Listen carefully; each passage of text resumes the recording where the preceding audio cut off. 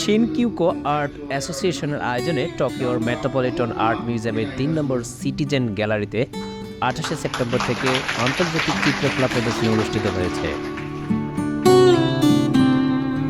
৩০তম কিউকো বিহন্তে নামক প্রদর্শনীটি শেষ হয় ৫ অক্টোবর। এতে বাংলাদেশ, জাপান, কোরিয়া, নেপাল, চীন, ভিয়েতনাম, মায়ানমার সহ বিভিন্ন দেশের প্রায় ৩২০ জন শিল্পীর ৫০০-এর অধিক শিল্পকর্ম প্রদর্শিত হয়।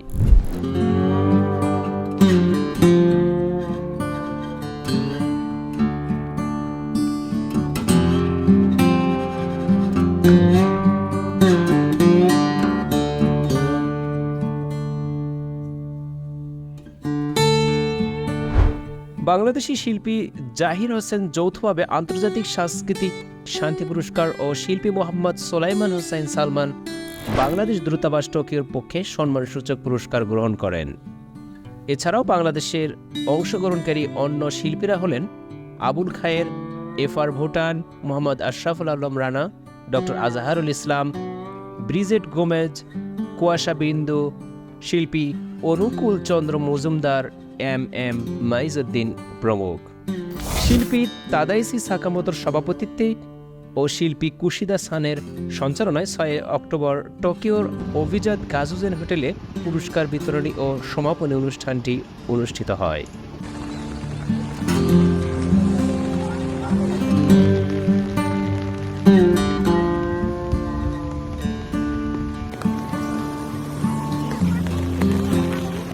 শিনকিউকো আর্ট অ্যাসোসিয়েশনের উদ্দেশ্য হচ্ছে বিশ্ব শান্তিতে অবদান রাখা। শিনকিউকো আর্ট অ্যাসোসিয়েশন প্রতিটি শিল্পীর চিন্তাধারার স্বতন্ত্রতাকে সম্মান করে, উচ্চমানের নতুন শিল্প তৈরি করা এবং শিল্প ও সংস্কৃতির বিকাশে অবদান রাখার লক্ষ্যে কাজ করছে সংগঠনটি। Bureau office, Tokyo, Japan, tourism TV, Bangladesh.